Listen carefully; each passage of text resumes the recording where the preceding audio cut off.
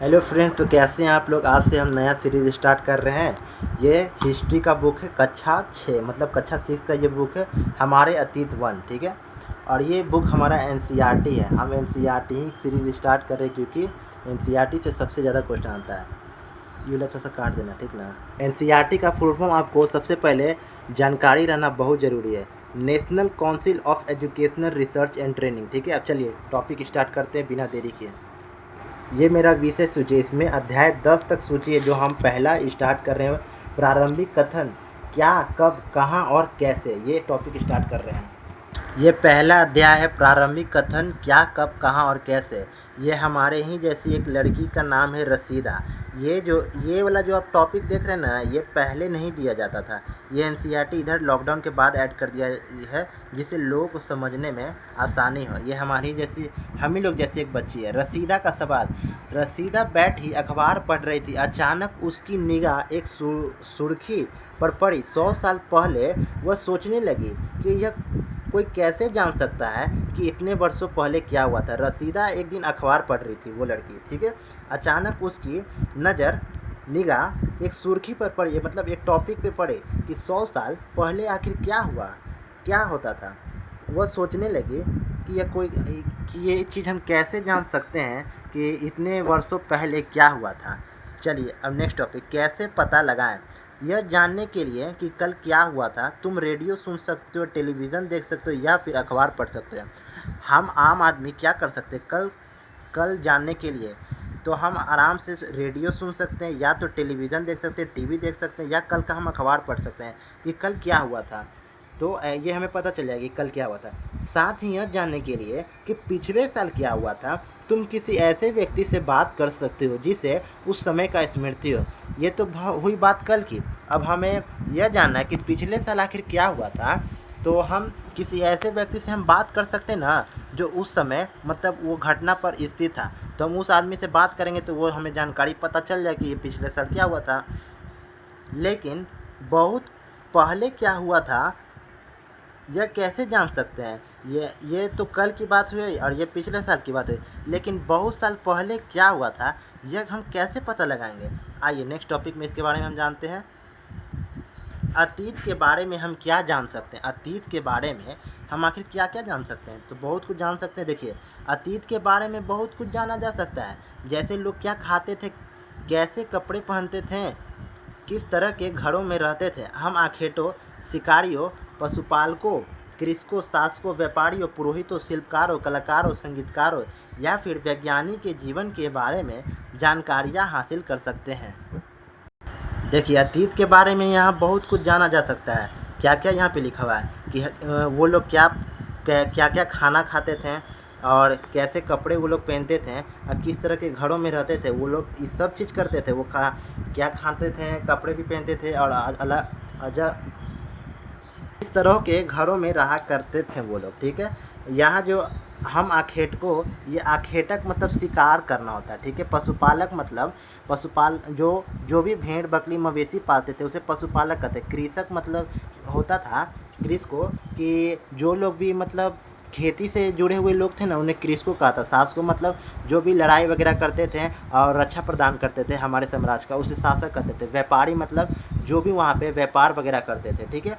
अब हमें यहाँ आगे बढ़ना है। यही नहीं, हम यह भी पता कर सकते हैं कि उस समय बच्चे कौन से खेल खेलते थे, कौन सी कहानियाँ सुना करते थे और कौन से नाटक देखा करते थे या फिर कौन सी गीत गाते थे। देखिए, हम लोग तो अभी वर्तमान में प्रेजेंट में बहुत कुछ कर सकते हैं। मोबाइल देख सकते हैं, अलग अलग प्रकार के गाने गाते हैं, फिल्म देखते हैं, डोरेमोन देखते हैं। लेकिन उस समय जो बच्चे लोग थे वो भी वो अलग अलग प्रकार के खेल खेला करते थे और अलग अलग कहानियाँ सुना करते थे और नाटक भी देखा करते थे और गीत भी गाते थे। नेक्स्ट टॉपिक, लोग कहाँ रहते थे। मानचित्र 1+2 में नर्मदा नदी का पता लगा। मानचित्र, उधर पेज पलटेंगे तो अब आपको मानचित्र दिखेगा, उसमें बताया गया है। देखिए, यहाँ पे कहा जा रहा है कि कई लाख वर्ष पहले से लोग इस नदी के तट पर रह रहे हैं। यहाँ रहने वाले लोग आरंभिक लोगों में से कुछ कुशल संग्राहक थे जो आसपास के जंगलों में की विशाल संपदा से परिचित थे। ये सबसे पहले जो लोग थे कई लाख वर्ष पहले नर्मदा नदी के तट पर ही मानव जीवन व्यतीत करते थे, वो लोग रहा करते थे। और यहाँ रहने वाले जो लोग थे वो कुशल संग्राहक थे। कुशल संग्राहक का मतलब होता है ना कि जो आसपास के पेड़ पौधे से जो जड़ी बूटी फल जो भी होता है उसको बटोरा करते थे, मतलब एक जगह एकत्रित करने का काम करते थे, उसे ही कुशल संग्राहक कहते थे। जो आसपास के जंगलों में जंगलों की विशाल संपदा से परिचित है, उनको हर चीज़ का जंगलों के बारे में जानकारी था कि यहाँ पे ये वो चीज़ मिला करते हैं। अपने भोजन के लिए वे जड़ों फलों तथा जंगलों के अन्य उत्पादों का यहीं से संग्रह किया करते थे और वे जानवरों का आखेटक शिकारी भी करते थे। देखिए कुछ कुशल संग्राहक जो लोग थे ना, वो जड़ों फलों तथा जंगल से जो भी उत्पाद होता था उसे ही मतलब यूजफुल में लाते थे। अब कुछ लोग आखेटक थे। आखेटक का मतलब शिकार करना होता है। आखेटक का मतलब ही होता है शिकार करना। कुशल संग्राहक मतलब समझ जाएगा और आखेटक मतलब समझ जाएगा, क्योंकि बोर्ड एग्जाम में जब भी क्वेश्चन बनेगा तो ये इन्हीं नीचे टॉपिक से बनेगा। जो हम अंडरलाइन करेंगे समझ जाए कि इम्पोर्टेंट है और कम्पिटिटिव एग्जाम के लिए बहुत हेल्पफुल है। चलिए आगे बढ़ते हैं। अब तुम उत्तर पश्चिम कि सुलेमान और कीर्थन पहाड़ियों का पता लगाओ। ये कह रहा है कि आप उत्तर पश्चिम में देखिए, मानचित्र को देखिए और उत्तर पश्चिम, और यहाँ पे आप सुलेमान और कीर्थन पहाड़ियों का पता लगाइए। सुलेमान और कीर्थन पहाड़ी वर्तमान में पाकिस्तान में है, ठीक है। इसी क्षेत्र में कुछ ऐसे स्थान हैं जहाँ लगभग 8000 वर्ष पूर्व स्त्री और पुरुष ने सबसे पहले गेहूँ तथा जौ जैसी फसलों को उपजाना आरंभ किया और उन्होंने भेड़ बकरी और गाय बैल जैसे पशुओं को पालतू बनाना शुरू किया। ये लोग गांव में रहते थे। देखिए यहाँ इस क्षेत्र के जो लोग थे वो 8000 वर्ष पूर्व मतलब 8000 वर्ष पहले ही स्त्री पुरुष जो लोग थे वो लोग गेहूँ जौ जैसी फसलों को उपजाना आरंभ कर लिया, मतलब स्टार्ट कर दिया था जौ और गेहूँ फसलों को। और वो लोग जो थे ना भेड़ बकरी गाय बैल पशुओं को पालना भी शुरू कर दिए थे। ये क्वेश्चन आपका यहाँ से ये बनेगा ना कि सुलेमान और कीर्थन ये जगह कितने वर्ष पहले से यहाँ पे जौ गेहूँ का फसल लगाना स्टार्ट हुआ था। यहाँ पे 8000 वर्ष पहले। इस चीज़ को ध्यान से देखिएगा। नेक्स्ट टॉपिक, उत्तर पूर्व में गारो तथा मध्य भारत के विविध पहाड़ियों का पता लगाओ। ये कह रहा मानचित्र को देखिए और उत्तर पूर्व में गारो और मध्य भारत की विविध पहाड़ियों का पता लगाई कि वहाँ पे क्या क्या चीज़ प्राप्त हुआ है। ये कुछ अन्य ऐसे क्षेत्र थे जहाँ कृषि का विकास हुआ, जहाँ सबसे पहले चावल उपजाए गए। वे स्थान विद के उत्तर में स्थित है। देखिए यहाँ ये जो क्षेत्र है ना, यहाँ से कृषि का विकास हुआ, मतलब खेती वगैरह का ज़्यादा विकास हुआ यहाँ पे।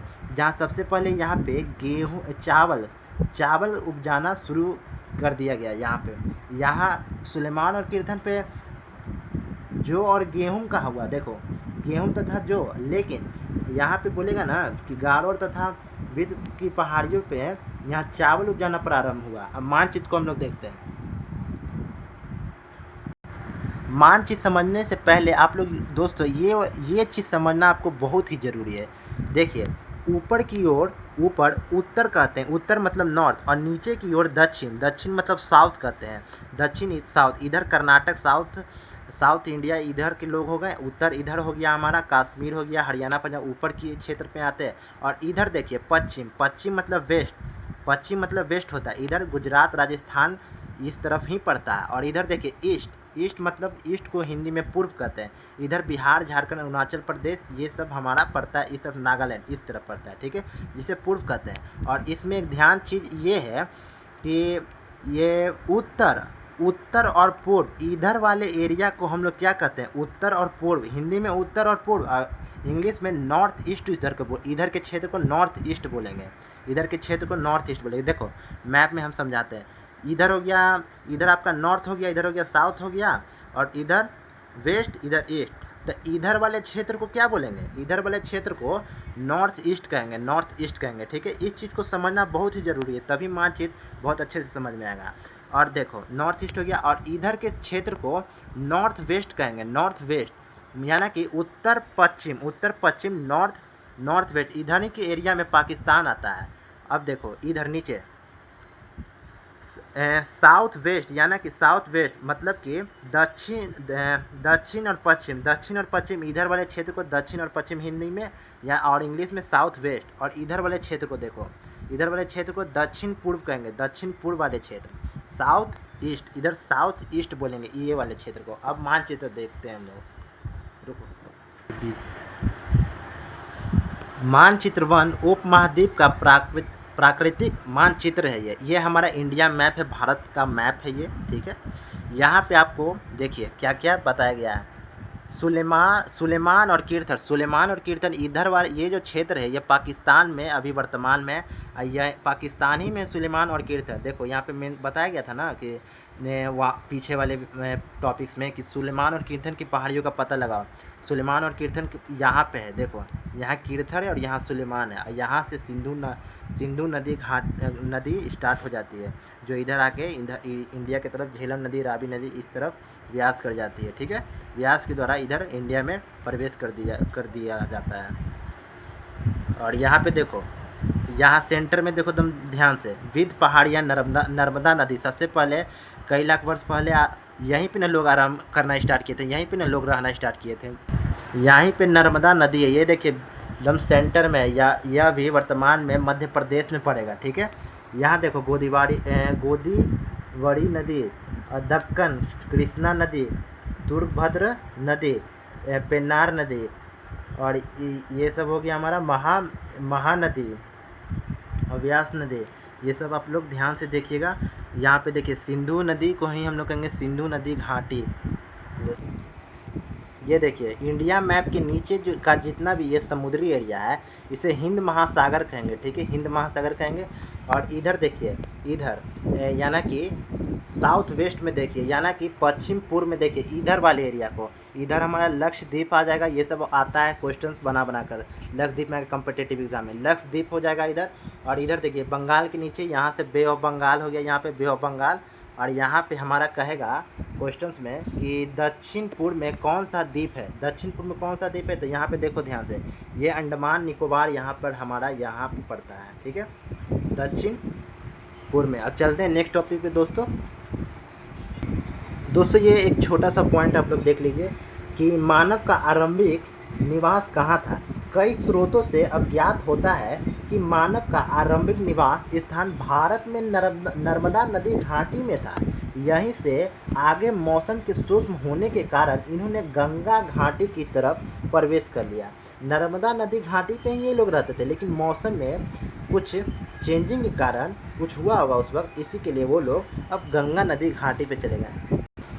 मानचित्र पर सिंधु तथा इसकी सहायक नदियों का पता लगाने का प्रयास करिए। देखिए मानचित्र देखने को कह रहा है ना उसमें कि सिंधु नदी जो उसका पता लगाइए और वो कहाँ से प्रवेश करता है, इन सब चीज़ों के बारे में हम यहाँ पढ़ेंगे। अरे ये चीज मानचित्र पर सिंधु तथा इसकी सहायक नदियों का पता लगाने का प्रयास करें। मानचित्र देखने को कह रहा है और ये बोल रहा है कि सिंधु नदी सहायक नदियों का पता लगाने के बारे में कह रहा है। चलिए टॉपिक स्टार्ट करते हैं। सहायक नदियाँ उन्हें कहते हैं जो एक बड़ी नदी से मिल जाती है। लगभग 4700 पूर्व इन्हीं नदियों के किनारे कुछ आरंभिक नगर फले फूले।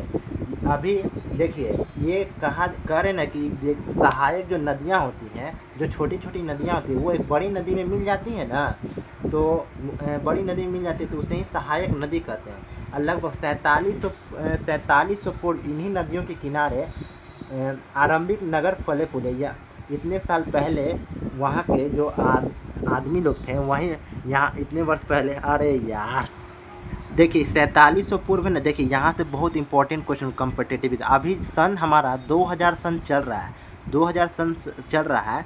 तो अभी से कितने वर्ष पहले पूर्व में ये सभ्यता का स्टार्ट हो गया था। तो ये लमसम 2700 वर्ष पहले आपको दिया होगा, 2700 वर्ष पहले ये सभ्यता का स्टार्ट हो गया। 2700 और 2000 को जोड़ लीजिए तो आपका 4700 हो जाता है, ठीक है। आगे बढ़ते हैं हम लोग। नगर यहाँ पे फले फूले थे। गांव व इसकी सहायक नदियाँ के किनारे तथा समुद्र तटवर्ती इलाकों में नगरों का विकास लगभग 2500 वर्ष पूर्व हुआ। अब यहाँ पे देखिए कि गंगा व सहायक नदियाँ हैं ना, इसके किनारे पे विकास 2500 वर्ष पूर्व हुआ था। बोलेगा कि गंगा नदी के सहायक नदियाँ पे विकास कब हुआ, तो 2500 वर्ष पूर्व हुआ था। नेक्स्ट टॉपिक आगे बढ़ते हैं। गंगा तथा इसकी सहायक नदी सोन का पता लगाओ। अब ये कह रहे हैं कि गंगा और सोन नदी तथा सहायक नदियाँ का पता लगाइए। गंगा तथा इसकी सहायक नदी सोन का पता लगाओ। गंगा और सोन नदी का पता लगाइए। इसमें यह कहा जा रहा है गंगा के दक्षिण में इन नदियों के आसपास के क्षेत्र प्राचीन काल में मगध वर्तमान बिहार में नाम से जाना जाता है। देखिए गंगा और दक्षिण में, गंगा के जो दक्षिण में जो नदियाँ का आसपास का जितना भी क्षेत्र था ना प्राचीन काल में, वो मगध के नाम से जाना जाता। अब मगध वर्तमान में बिहार में है, बिहार के नाम से जाना जाता था उस वक्त। और इसके जो शासक थे बहुत शक्तिशाली शासक थे और उन्होंने एक विशाल राज्य स्थापित किए।